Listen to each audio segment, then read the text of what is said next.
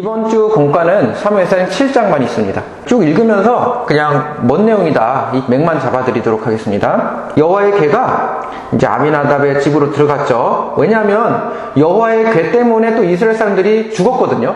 그 심판을 받았거든요. 그러니까 너무 무서우니까 실로로 갖다 놔야 되는데 아마 그 당시에는 이제 실로로 갖다 놓지 못할 상황이 있었겠죠. 뭔가 전쟁을 통해서 실로가 파괴되었다든지 그런 이유가 있었을 겁니다. 그래서 실로로 가지 못하고 이제 아비나답의 집으로 들여놔서 거기서 그 아비나답의 아들을 구별해서 여호와의 괴를 지키게 했습니다. 근데 그게 몇 년 동안 지켰냐면 괴가 이제 여아림으로 들어간 날부터 20년 동안이나 머물러 있었습니다. 20년 동안 괴가 있었죠. 그러면 이스라엘 사람들의 입장에서는 이제는 여호와가 떠난 이후로 이가봇 우리 기억나시죠? 여호와가 떠난 이후로 여호와가 돌아오지 않는다는 것을 이제 실감하게 됩니다. 그래서 이스라엘 족속들이 여호와를 사모하니라. 2절에 사모하니라. 그래서 많이 애통을 하고 하나님을 전심으로 찾는 그러한 계기가 발생이 됩니다. 하나님은 왜 20년 동안이나 기다렸을까요? 때를 기다린 거죠. 하나님은 20년 동안 기다리시면서 사무엘이 말씀으로 키우시면서 점점 사람들에게 인정을 받게 되죠. 예. 인정을 받게 되면서 이제 때가 된 거예요. 20년이 지난 후 사무엘이 이제 등장할 때가 된 거죠. 꺼져가는 등불이지만 그 등불 안에서 하나님은 그 꺼져가는 신지도 끄지 아니하시고 사무엘이라는 사람을 택하셔서 불길을 솟게 한 거죠. 이 불길을 솟게 하는데 일부 사람들, 이스라엘 사람들은 그 불길을 보면서 사무엘의 말씀을 듣는 사람들이 늘어나게 되고 사무엘을 쫓아가는 사람들이 많이 점점 늘어나게 되는데 이때는 사무엘이 부각되는 시각이 아닙니다. 점점 자라나는 거예요. 하나님이 점점 준비시키는 기간이에요. 그리고 20년 동안이나 이스라엘 사람들을 떠난 상태에서 하나님은 기다리신 거예요. 때를 기다리신 거예요. 언약궤 20년 동안이나 방치된 거죠, 거의. 그러면서 하나님을 찾게 되는 그런 갈급한 심령이 이제 생기게 되고 그때 사무엘이 등장하게 되는 겁니다.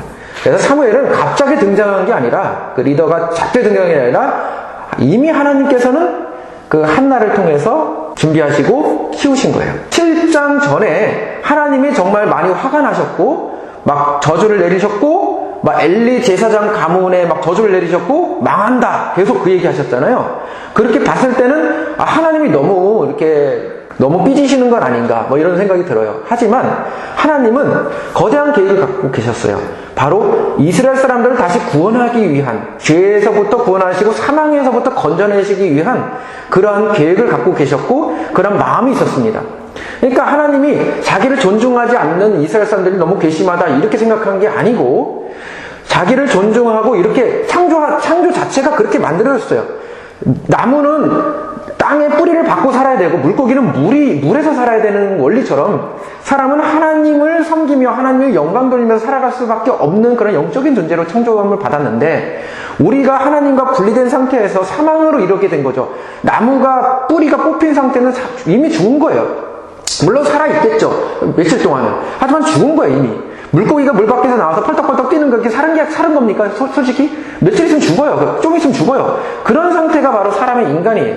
근데 우리 인간은 하나님과 분리된 상태에서, 인간이 그 뿌리를, 하나님한테 뿌리를 받고서 말씀으로 영양 공급을 받아야 되는데, 하나님의 사랑으로 공급을 받고 하나님께 영광을 돌리고 살아야 되는데 원래 그렇게 창조를 받았는데 우리가 뿌리가 뽑힌 상태에서 사탄 마귀의 그런 더러운 그 독약으로 뿌리를 박아버린 거죠. 그게 좋다고 이제 그 독약을 빨아먹고 사는 거예요. 그러니까 하나님 입장에서는 어떤 겁니까? 얘네들을 구원해야 되겠다는 거예요. 이제 그게 큰 겁니다. 구원입니다. 새 창조입니다. 그래서 사무엘을 준비시킨 것이고 하나님이 너희들의 그러면 안 된다라는 것을 강력하게 어필하시는 거죠. 그게 바로 앞절에서 나오는 것이고 7장은 바로 하나님이 그 사역을 이제 빛을 발하는 겁니다. 사무엘을 통해서. 자, 그래서 20년이 지난 후에 온 이스라엘 족속이 여호와를 사모하는 사건이 벌어집니다. 자, 3절 보겠습니다. 사무엘이 이스라엘 온 족속에게 말하여 이르되 너희가 전심으로 여호와께 돌아오려거든 이방 신들과 아스다롯을 너희 중에서 제거하고 너희 마음을 여호와 향하여 그만을 섬기라. 그리하면 너희를 블레셋 사람의 손에서 건져내시리라. 자, 여기서 첫 번째 키워드 돌아오려거든입니다. 너희가 전심으로 여호와께 돌아오려거든. 누가 돌아가야 됩니까? 여호와께? 우리 이스라엘 사람들이 우리가 여호와께 돌아가서 참여하고 고백하고 회개해야 돼. 하지만 우리는 어떤 사건이 벌어졌습니까? 이 블레셋의 1차 전쟁에서 대패한 후에 여호와를, 그러니까 언약궤를 가져왔죠. 전쟁터로. 하나님을 필요 없었지만 내가 필요할 때 하나님을 갖고 온 거예요.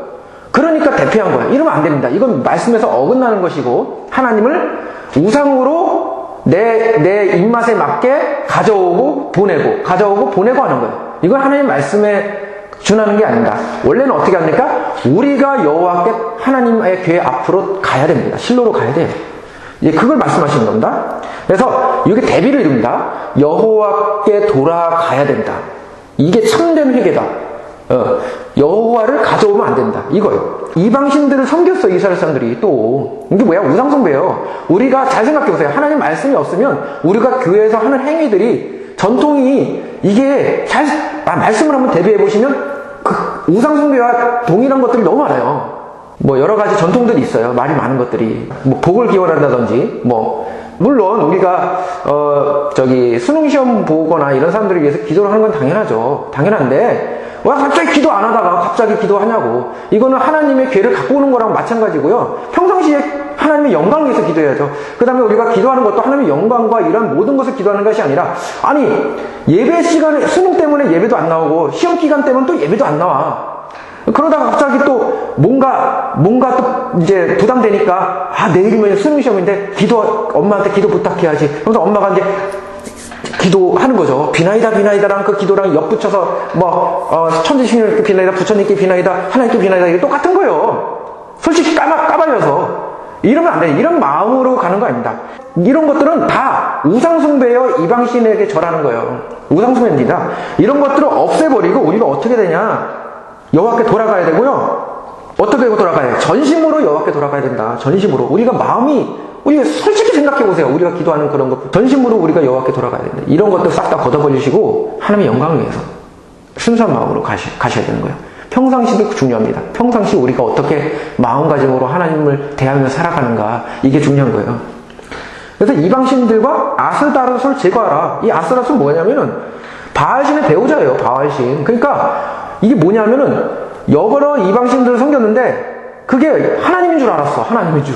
이름만 달라, 이름만. 근데 바알신이야. 그냥 이방신들이 섬기는 그대로 그냥 하는 거예요. 그리고 아스다롯도 있어. 이 성전 안에, 교회 안에 아스다롯이라는 우상이 있다고, 여신이 있다고, 풍요 다산의 신이 있다고. 잘 먹고 잘 살게 해주는 그런 신들이에요. 이 신들이. 그러니까 우리가 교회 다니고 기도하는 모든 목적은 잘 먹고 잘 살려고 하는 거고, 교회 와서 이득을 취하려고 하는 거예요.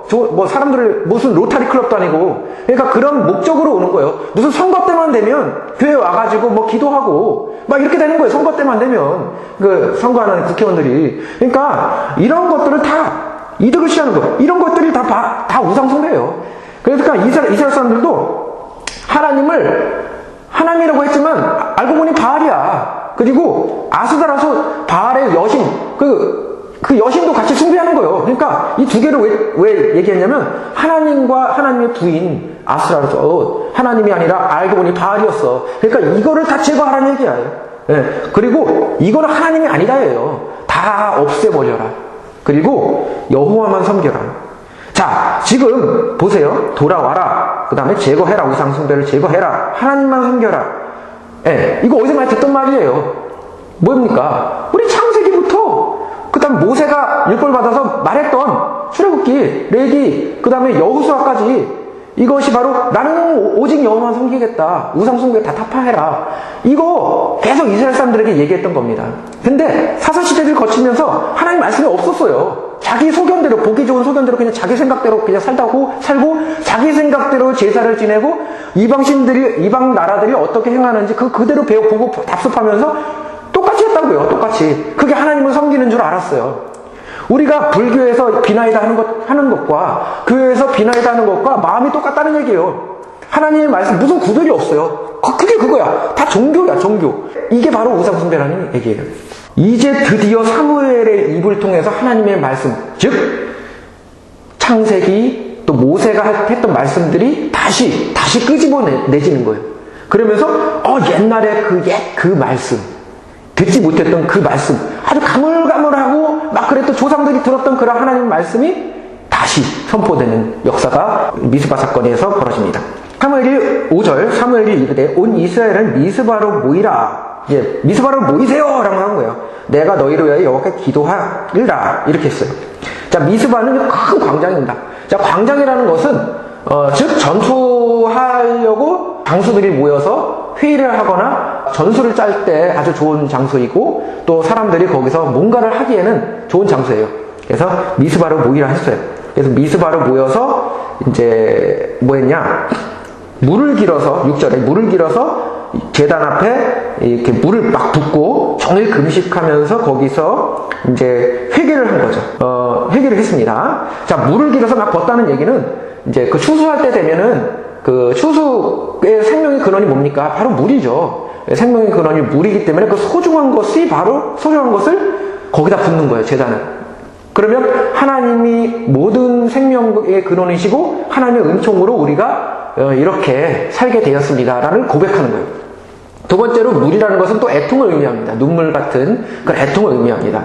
그래서 물을 막 부으면서 하나님께 온종일 의지하고 금식하면서 회개 기도하는 역사가 일어났고요. 그 다음에 6절 하반절에 보면 사무엘이 미스바에서 이스라엘 자손을 다스리나. 그래서 미스바에서 사무엘이 왕처럼 이렇게 다스린다는 얘기, 그런 얘기가 아니라 말씀을 먹인다는 뜻이에요. 하나님의 말씀. 왜 다스린다는 말은 하나님의 말씀을 먹인다.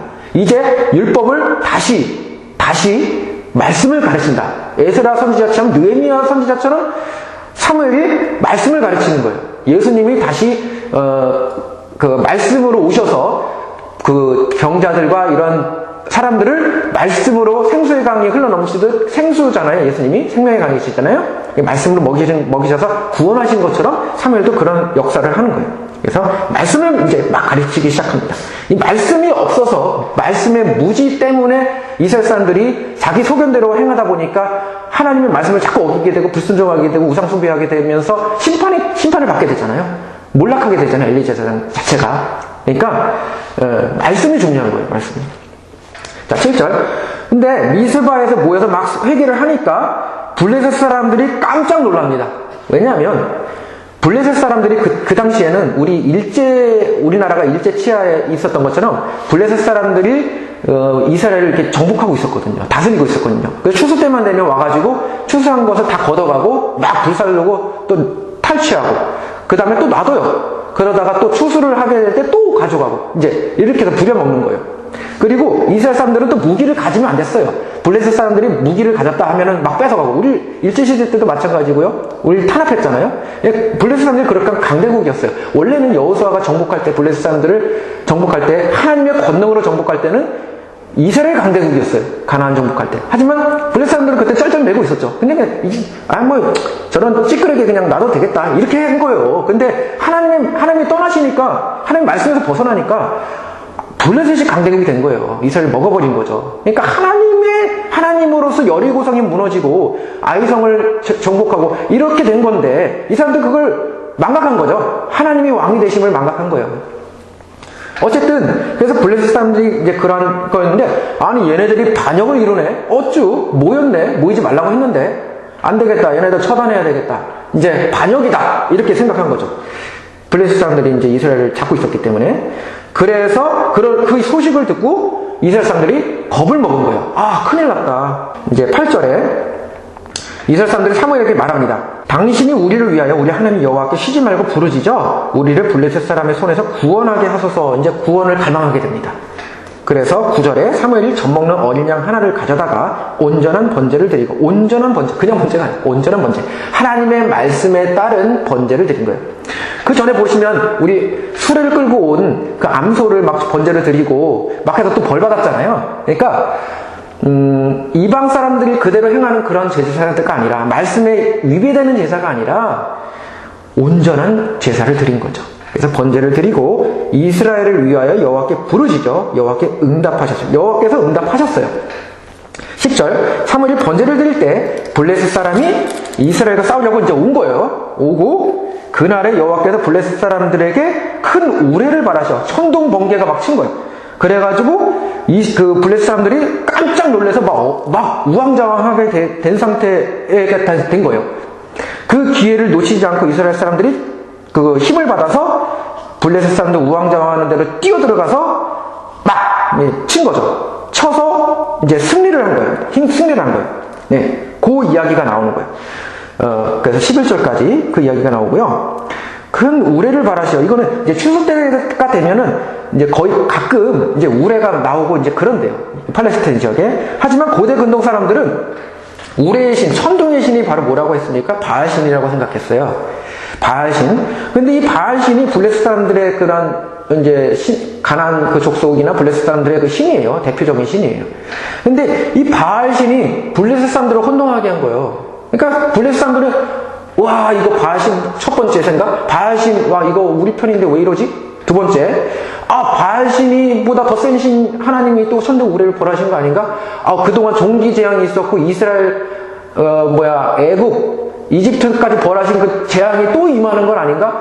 천둥 번개 그때 이거 큰일 났다. 우왕좌왕한 거예요. 엄청난 두려움이 그때 임하게 된 겁니다. 하나님께서 하신 겁니다. 그래서 막 너무 두려운 상황에서 큰일 났다. 신이 노하셨다 하면서 막 이러고 있는데 그때 갑자기 저 우레와 번개 그 사이에서 이스라엘 군사들이 쫙 이렇게 나오는 걸 보는 거예요. 그럼 얼마나 무섭겠습니까? 마치 그 홍해가 갈라졌는데 하나님께서 갈르셨는데 이집트 군대가 들어가면서 파도가 확 밀려오는 그 공포. 예, 그런 공포에서 하나님의 그러한 하나님에 대한 공포가 극에 달했을 겁니다. 그래서 대피하게 된 거예요. 그래서 이스라엘이 승리했습니다.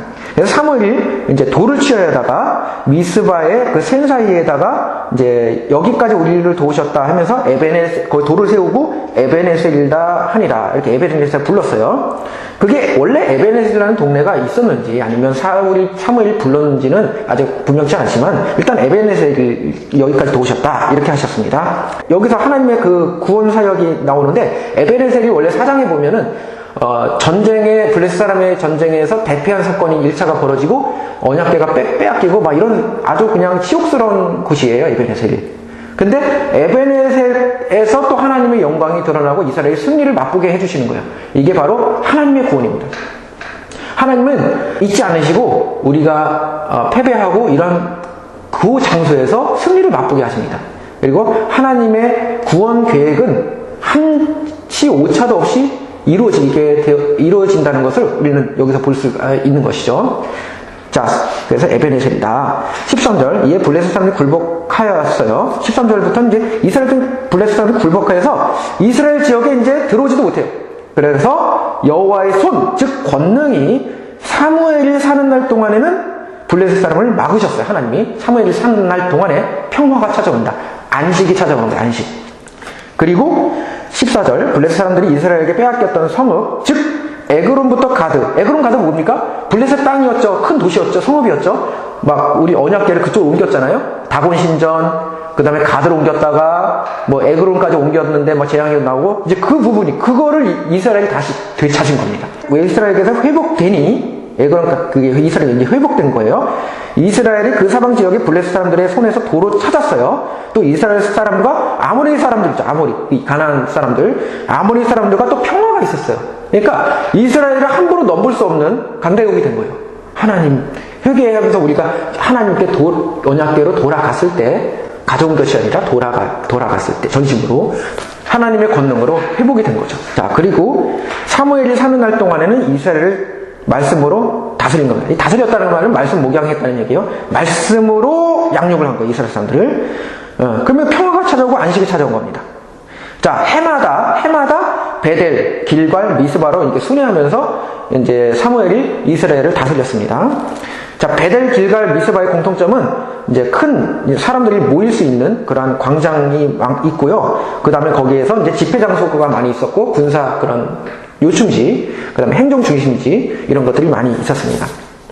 자, 그 다음에 이제 라마로 돌아와서 자기 집이죠. 사무엘 집이죠. 거기서 거주했고요. 거기서도 이스라엘을 다스렸어요. 그러니까 집에서도 하나님의 말씀으로 이스라엘 사람들을 목양한 거예요. 그리고 거기에다 여호와의 제단을 쌓았어요. 원래 실로에 있었는데 이제 실로가 파괴됨으로 인해서 이제 라마에다가 제단을 쌓고 자기 집에다가도 아예 제단을 쌓고 거기서 이스라엘 사람들을 말씀으로 목양했습니다. 자, 지금 이런 사건이 이제 이렇게 해서 회복되는 사건이 벌어집니다. 하나님의 구원 사역이 이제 빛을 발하는 사건입니다. 이건 사무엘이 잘했다라기보다는 사무엘을 통한 하나님의 그러한 역사하심을 보셔야 됩니다. 자, 사무엘만 보는 것이 아니라 이스라엘 사람들을 패하게 하신, 블레 사람들의 손에서 패하게 하신 그러한 요인들, 언약궤를 빼앗긴 그 요인들, 그러한 왜 빼앗겼는가? 엘리 제사장의 그러한 모습들을 통해서 사무엘까지 대비시키면서 한나의 믿음까지 대비시켜서 이것이 다 하나로 이어지면서 역사적으로 하나로 이어지면서 더하기 20년 동안이나 그 아비나답의 집에 고요히 머물러 있었던 거, 여호와가 떠났다는 이가봇의 이름, 이런 모든 것이 연결되면서 탁 터진 게 바로 7장 사무엘의 미스바 사건입니다. 그래서 하나님의 말씀이 전파되는 사건, 갑자기 전파된 것도 아닙니다. 사무엘이 점점 자라면서, 말씀으로 자라면서 점점 사무엘을 좋아하는 사람들이 붙게 되고 그 다음에 팍 터진 거죠. 그리고 그 사건들을 통해서 또 압박되는 사건, 블레셋이나 이런 거 압박되는 사건들을 통해서 이스라엘 사람들의 마음이 점점 이제 낮아지고 점점 애통한 마음이 생겨지게 되고 이런 모든 것들이 연결되어서 하나님의 때가 이름에 말씀 부흥 사건, 회개 사건이 벌어지는 거죠. 자, 그러면 사무엘을 통해서 우리 구속사정 관점으로는 어떻게 볼 수 있을까요? 사무엘은 제사장이었어요. 제사장 가문에서, 엘가나 그 제사장 가문에서, 엘리 제사장 말고 그 두 제사장 가문이 있었죠. 엘리 제사장 가문은 망한 거예요. 인간으로서는 절대로 제사로 안 된다. 바로 온전한 제사장 예수 그리스도가 있어야 된다를 우리는 예표할 수 있는 것이고, 사무엘을 통해서 내려온 그 제사장 가문, 특히 사무엘은 제사장이었어요. 근데 사무엘은 온전한 제사장이었어요. 하지만 불온전한 제사장이었죠. 왜냐면 다음 편에 나오지만 사무엘은 이제 인간으로서 죽고 사무엘의 자식들도 이제 좀 별로였어요. 근데 불완전했지만 어쨌든 사무엘은 제사장이었고 선지자였으며 사사였어요. 그러니까 사무엘은 제사장, 선지자, 말씀 전하는, 그 하나님의 말씀 대언하는 것, 사사, 왕, 사사는 왕이죠. 그러니까 제사장, 왕, 선지자, 누굽니까? 바로 모세와 아론. 모세는 이제 그 선지자고 아론은 제사장이죠. 모세와 아론을 합쳐놓은 듯한 그런 이미지요. 바로, 그리고 사무엘이 있을 때는 평화가 찾아왔어요. 안식이 찾아왔어요. 이건 바로 뭘 상징하냐면, 아직은 완전치 않지만 다윗 왕국을 상징하게 되고, 불완전하지만 앞으로의 완전한 바로 왕이면서 제사장이면서 선지자이신 예수 그리스도를 예표하는 것이죠. 하나님은 거기까지 보고 계시는 겁니다. 완전한 안식, 바로 예수 그리스도를 통한 온전한 안식이 하나님의 영광스러운 나라, 바로 그런 새하늘과 새 땅을 바라보게 하는 것이죠. 예, 그래서 이러한 맥락을 통해서 우리가 성경을 실장을 보시고 잘 준비하셨으면 좋겠습니다. 감사합니다.